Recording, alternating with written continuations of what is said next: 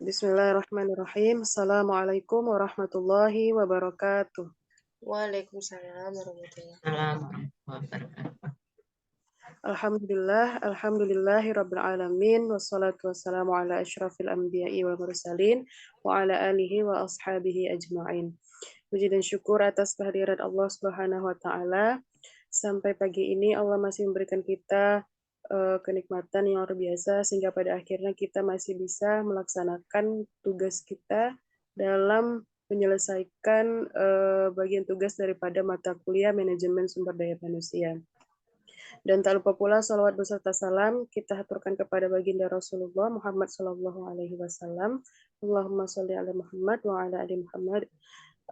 Yang mana beliau yang telah memberikan petunjuk kepada kita dalam menjalani kehidupan. Semoga kita mendapatkan syafaatnya di hari akhir nanti. Amin amin ya rabbal alamin. Baiklah, di sini saya Umi Nadra Simatupang selaku moderator dan kedua rekan saya yaitu Nur Fitri Hidayatullah dan Ibu Arjuna ini akan memaparkan materi yang nantinya akan disampaikan oleh kedua pemateri yakni Ibu Arjuna ini dan Nur Fitri Hidayatullah. Adapun pemateri pertama yaitu Nur Fitri Hidayatullah dan pemateri kedua yaitu Ibu Arjuna ini. Nah, langsung saja untuk pemaparan materi pertama akan diserahkan kepada Nur Fitri Hidayatullah. Kepada Nur Fitri Hidayatullah dipersilahkan. Baik, terima kasih kepada moderator yang telah mempersilahkan saya untuk menyampaikan materi yang pertama. Baik, izinkan saya share screen.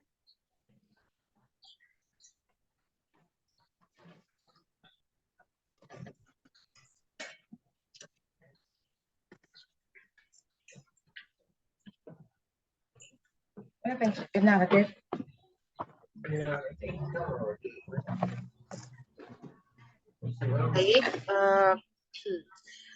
di sini saya akan menyampaikan materi yang pertama yaitu mengenai menyesuaikan harapan karyawan dengan strategi perusahaan melalui komunikasi. Yang pertama yaitu pembentukan harapan karyawan. Jadi pada dasarnya manajemen ini mengerjakan sesuatu itu melalui orang lain. Dan hal ini sebagai tugas utama bagi manajer untuk mempersiapkan para karyawan bagi perubahan yang dituntut oleh perusahaan. Jadi, di mana para manajer ini harus membantu karyawan memahami apa yang dikehendaki dan membantu mengevaluasi dan menerima implikasi perubahan, dan membantu para karyawan mengambil langkah yang perlu diperlukan. Dalam menjabarkan strategi ke dalam tujuan kinerja, manajemen memberikan karyawan beberapa informasi yang nyata. Jadi, semakin jelas penjabaran ini, maka semakin membantu usaha karyawan dan manajemen. Perencanaan kinerja ini memiliki efek yang sangat luas secara potensial terhadap para karyawan. Jadi, ketika diintegrasikan dengan evaluasi kerja, akan memberikan umpan balik berdasarkan harapan yang diinginkan karyawan. Pada akhirnya, jangkauan pelaksanaan manajemen yang luas dapat membentuk kembali budaya organisasi. Jadi, usaha-usaha manajemen untuk membangun kembali budaya memiliki pengaruh yang besar terhadap pemahaman karyawan atas perubahan yang dikehendaki, evaluasi, penerimaan, dan perubahan dan pelaksanaan. Baik, selanjutnya yaitu pemahaman komunikasi. Yaitu kata komunikasi ini berasal dari bahasa Inggris yaitu communicate, yang menghubungkan atau berhubungan. Menurut Hermanto dan Indrogiono menjelaskan bahwa komunikasi dapat diartikan sebagai adanya pertukaran ide, informasi, pesan, dan konsep yang berkaitan dengan pencapaian yang ditujukan. Jadi komunikasi adalah proses penyampaian suatu pesan oleh seseorang kepada orang lain untuk memberitahu atau untuk mengubah sikap atau attitude, pendapat atau opini, atau perilaku atau behavior, baik langsung secara lisan maupun secara tidak langsung atau melalui media. Jadi menurut Si Haan, beliau juga mendefinisikan bahwa komunikasi adalah suatu proses sosial yang terjadi antara setidaknya dua orang, di mana salah satu orang itu mengirim sejumlah simbol tertentu kepada orang lain. Lalu kemudian terjadi komunikasi antara dua pihak, yaitu sama-sama mengolah dengan baik simbol yang disampaikan. Simbol itu dapat disebut sebagai pesan, di mana pesan penyampaiannya dilakukan dengan media dan terjadi perubahan atau respon terhadap pesan yang disampaikan. Jadi komunikasi ini tidak selalu dilakukan secara tatap muka, tetapi dapat pula menggunakan media, baik dalam konteks media antar personal ataupun interpersonal communication atau komunikasi massa atau mass communication. Jadi bentuk komunikasi yang lebih rumit akan mendorong penyampaian pesan oleh komunikator pada komunikan melalui strategi komunikasi yang tepat dengan proses perencanaan yang matang. Jadi komunikasi sehubungan dengan lisan maupun tulisan, baik dua orang atau lebih yang dapat menimbulkan pemahaman dalam suatu masalah gitu komunikasinya. Jadi terdapat beberapa arus komunikasi dalam organisasi. Menurut Page and Fields dalam bukunya yang berjudul Komunikasi Organisasi, strategi meningkatkan kinerja perusahaan pada tahun 2001, yaitu mengemukakan bahwa di dalam komunikasi organisasi terdapat 4 dimensi komunikasi. Yang pertama yaitu komunikasi ke atas atau upward communication, yaitu di mana komunikasi ke atas ini adalah komunikasi yang terjadi ketika bawahan atau subordinate mengirim pesan kepada atasannya. Fungsi arus komunikasi dari bawah ke atas ini adalah untuk menyampaikan informasi tentang pekerjaan-pekerjaan ataupun tugas yang sudah dilaksanakan. Jadi penyampaian informasi ini tentang persoalan-persoalan pekerjaan ataupun tugas yang tidak dapat diselesaikan oleh bawahan, lalu menyampaikan saran-saran perbaikan dari bawahan dan juga menyampaikan keluhan dari bawahan tentang dirinya sendiri maupun pekerjaannya. Adapun fungsi arus komunikasi dari atas ke bawah ini yaitu yang pertama pemberian atau penyampaian instruksi kerja atau job instruction. Yang kedua yaitu penjelasan dari pemimpin tentang mengapa suatu tugas perlu untuk dilaksanakan atau job rational. Yang ketiga yaitu penyampaian informasi mengenai peraturan-peraturan yang berlaku atau procedures atau practice. Yang keempat yaitu pemberian motivasi pada karyawan untuk bekerja lebih baik. Nah, yang kedua yaitu ada komunikasi ke bawah atau downward communication. Adapun komunikasi ke bawah ini adalah komunikasi yang berlangsung ketika orang-orang yang berada pada tataran manajemen mengirimkan pesan kepada bawahannya. Jadi arus komunikasi dari atas ke bawah ini adalah pemberian antara penyampaian instruksi kerja atau job instruction. Penjelasan dari pemimpin tentang mengapa suatu tugas perlu dilaksanakan atau job rational, atau penyampaian informasi mengenai peraturan-peraturan yang berlaku atau procedures and practice yang juga sebagai pemberian motivasi kepada karyawan untuk bekerja lebih baik. Adapun fungsi arus komunikasi ini adalah menyampaikan informasi tentang pekerjaan-pekerjaan dan tugas yang sudah dilaksanakan, penyampaian informasi tentang persoalan-persoalan pekerjaan, penyampaian saran-saran perbaikan dari bawahan, dan penyampaian keluhan dari bawahan tentang dirinya sendiri maupun pekerjaannya. Yang ketiga yaitu komunikasi horizontal, di mana komunikasi horizontal ini adalah komunikasi yang berlangsung di antara para karyawan ataupun bagian yang memiliki kedudukan yang setara. Fungsi arus komunikasi horizontal ini adalah untuk memperbaiki koordinasi tugas sebagai upaya pemecahan masalah, saling memberi informasi sebagai upaya pemecahan konflik dan juga untuk membina hubungan melalui kegiatan bersama.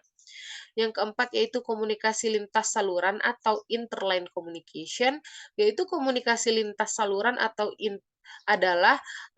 yaitu tindak komunikasi yang untuk berbagai informasi melewati batas-batas fungsional. Spesialis staff yang biasanya paling aktif dalam komunikasi lintas saluran ini karena biasanya tanggung jawab mereka berhubungan dengan jabatan fungsional. Karena terdapat banyak komunikasi lintas lainnya yang perlu berhubungan dalam rantai kebijakan organisasi untuk membimbing komunikasi lintas.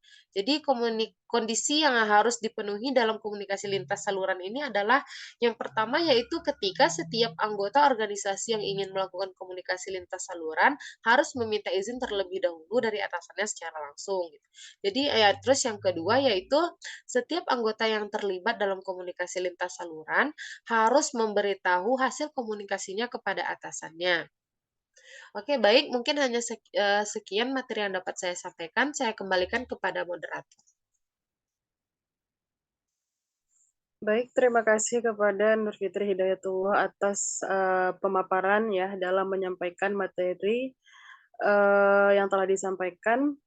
Baik, selanjutnya kita akan beralih ke pemateri kedua, yaitu Ibu Arjunaini dalam menyampaikan materinya. Langsung saja dipersilahkan kepada Ibu Arjunaini dalam menyampaikan pemaparan materi. Baik, terima kasih moderator. Saya akan melanjutkan tentang faktor-faktor yang mempengaruhi komunikasi. Adapun faktor-faktor yang mempengaruhi komunikasi itu antara lain sebagai jembatan yang mempertemukan antara anggota dalam suatu perusahaan atau organisasi. Namun terkadang belum menyadari betapa pentingnya komunikasi yang terkadang terputus. Hal ini mungkin terjadi sebagai akibat merasa dirinya yang paling penting. Faktor-faktor yang umum yang mempengaruhi komunikasi antara lain karena pengaruh yang pertama jabatan, artinya level jabatan sedikit banyaknya mempengaruhi kelancaran komunikasi di antara pihak-pihak yang berkomunikasi. Kedua, tempat atau ruang kerja yang terpisah akan mempengaruhi komunikasi, baik antar karyawan yang selepel maupun antara atasan dan bawahan. Ketiga, alat komunikasi sangat besar pengaruhnya dalam menciptakan kelancaran dalam komunikasi. Akan tetapi, saat ini masalah alat sesungguhnya bukan penghalang lagi. Keempat adalah kepadatan kerja. Kepadatan kerja ini artinya kesibukan kerja yang dihadapi dari waktu ke waktu merupakan penghambat komunikasi, terutama di kota besar dengan volume kerja yang padat dan memperluas ekstra hati-hati dalam kepadatan kerja ini.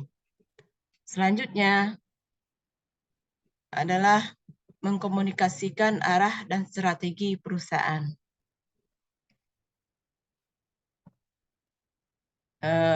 Sasaran yang paling penting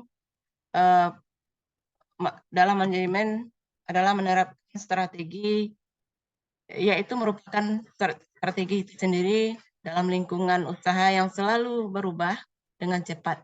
Para karyawan menyambut pendirian arah dan tujuan. Strategi yang diucapkan searah dengan kebutuhan, baik dalam istilah maupun dalam tujuan simbolik. Strategi itu sendiri dapat memberikan informasi tentang misi, visi, dan prioritas masa depan organisasi. Masa depan organisasi ini sudah menjadi sifat strategi, yaitu mendidik. Lebih penting dari strategi melahirkan keputusan. Strategi memberi rambu yang mungkin dapat menuntun setiap orang dalam perusahaan menuju tujuan umum. Strategi memberi wewenang kepada karyawan dan membentuk dasar budaya yang direncanakan semua pihak.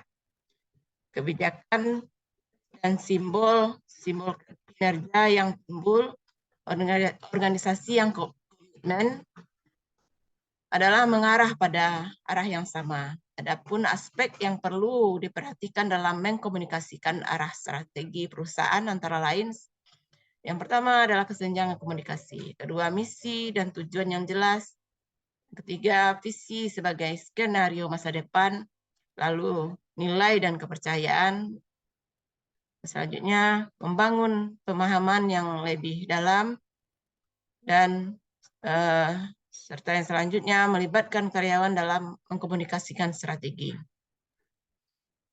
Selanjutnya adalah penjabaran strategi ke dalam tujuan perusahaan. Secara umum, orang tidak mau melakukan sesuatu sehingga arah strategi yang luas perlu dijabarkan ke dalam harapan kerja pada tingkat unit, kelompok, tim, individu dari suatu perusahaan. Tujuan yang ditetapkan dengan baik memberikan landasan bagi pengaturan perusahaan, orang per orang, dan kinerja dalam perusahaan melalui proses manajemen atau total quality. Pada karyawan, pada semua tingkat dapat dilibatkan dalam penetapan persyaratan kinerja berdasarkan analisis tuntutan pelanggan.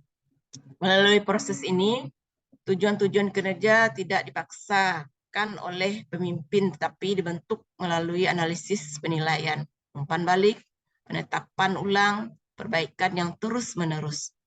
Tujuan kinerja seharusnya diperoleh dari strategi perusahaan. Strategi ini seharusnya menjadi komitmen pelaksanaan di mana nilai perusahaan dilaksanakan dan parameter standarisasi harus jelas.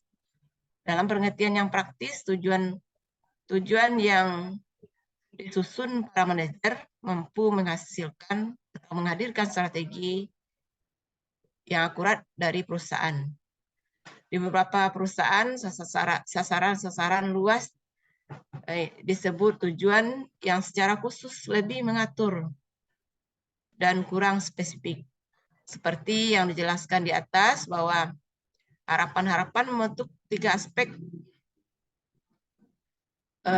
dari keseluruhan proses perencanaan dalam suatu perusahaan. Yang pertama, sasaran program dan proses yang strategis. Selanjutnya, pengoperasian perencanaan dan tujuan. Selanjutnya, perencanaan kinerja atau perseorangan.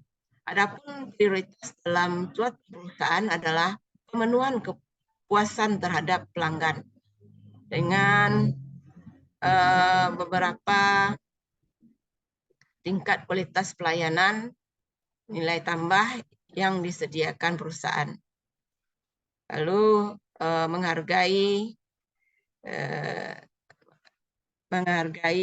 lalu hangat senyum dalam melayani pelanggan. Lalu hangat senyum menghargai pelanggan. Selanjutnya, jadikanlah pelanggan sebagai ratu dan raja, serta kurangi waktu putaran dan pengiriman pesan. Lalu kurangi waktu putaran dan pengiriman pesan. Ya, demikian saja paparan makalah kami. Kita kembalikan kepada moderator. Baik, terima kasih kepada Ibu Arjunaini yang telah memaparkan materi yang telah disampaikan. Mungkin sekian dari hasil pemaparan materi kami dalam pembahasan kali ini. Jika ada kekurangan kami mohon maaf. Langsung saja kita akhiri pembahasan terkait dengan materi kita pada hari ini dengan mengucapkan Assalamualaikum warahmatullahi wabarakatuh. Waalaikumsalam.